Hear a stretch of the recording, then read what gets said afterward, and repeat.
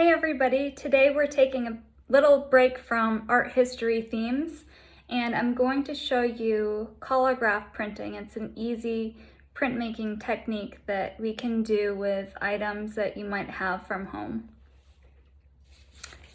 For supplies today, we're going to be using leftover cardboard. If you have any boxes that you can break down and cut up, that would be great. So you'll also need scissors. Some sort of glue, acrylic paint or tempera paint. With printmaking, we normally use ink and a roller, but since I'm pretty sure most of you don't have those things readily available, we'll use a paintbrush and paint.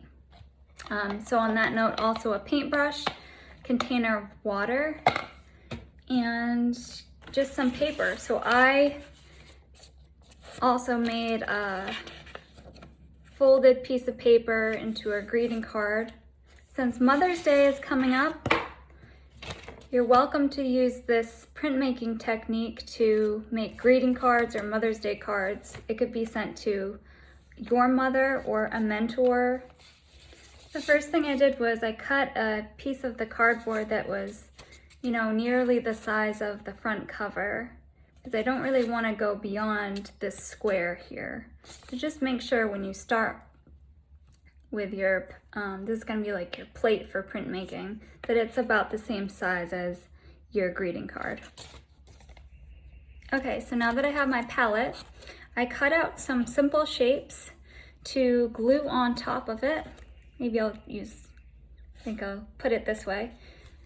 The more simple the shapes, the better it's going to turn out. And I left a lot of space in here too, because we're not using a roller, we're not using expensive material. So the more simple it is, the easier it's going to be for you and the better it's going to turn out. So the next step is going to be to paint my shapes. So here are the colors that I've chosen for my palette. I tried to keep the colors on top of them and not go too far outside of the shape. And I kept the paint nice and wet. I also want to remind you that when you're changing colors, just remember your brush is nice and clean if you're only using one brush. Make sure to wash it in between changing colors.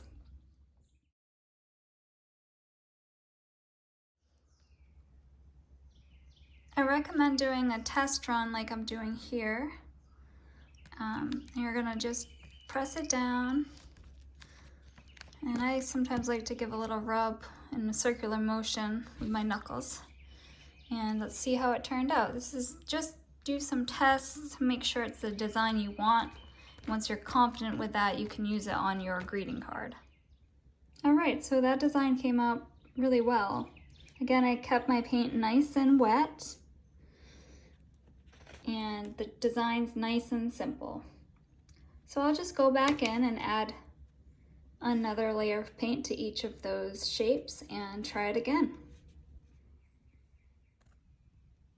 So I wanted to show you my two different sample cards that I made. This is the blank greeting card, heavier cardstock, which will work the best with liquidy paint. And then this is the one that's in white.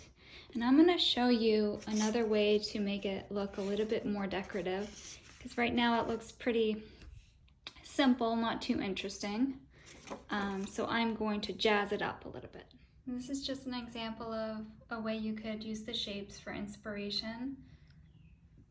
If any of you know the artist Keith Haring, I sort of drew inspiration from his art with the expressive kind of like sunshine shapes. And I really only used two different types of black to do that, but really you can find easy ways to use marker or any other medium to make your card just as fun and just as interesting.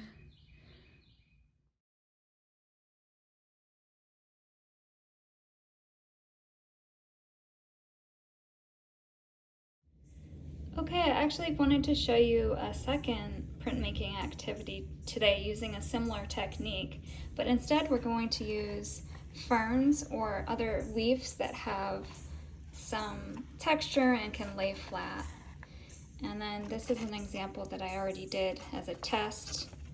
And so I'm going to actually, just like we kind of did with the holograph prints, I'm going to paint directly on top of these ferns. And then we're going to press the paper on top of the ferns, and it should make that design. We're going to press this down right on top of that fern and rub, rub, rub. So this one I had painted a green color, and I liked that it had some marbling in it, which means it had different colors kind of swirled in there. So I'm going to show you the second one I'm going to do for this particular note card, and my cat's here to help. I would recommend actually replacing water if it starts to get this color, but since I'm using orange, I don't really mind that it's an orangey color.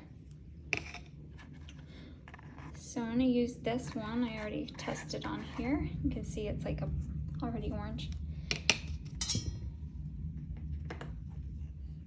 And I'm going to hold the stem down here with the finger and then glaze right on top of that with my brush. And after you do this, after you brush on it, move the fern to a dry area so that you don't pick up the extra paint. Oh my gosh, she is so interested. No. Okay, so I'm gonna move this fern over. She's gonna try to grab that fern, but I'm gonna say no. Okay. And this time I'm going to flip this upside down like this. So I kind of want the fern to actually lay down the opposite way. So I'm going to, let's see, I'm gonna try it like this. And I'm gonna rub right on top of that fern like we did before with the cardboard piece. And that fern is right under my knuckles here. I'm gonna make sure I can feel where all of the leaves might be. Okay.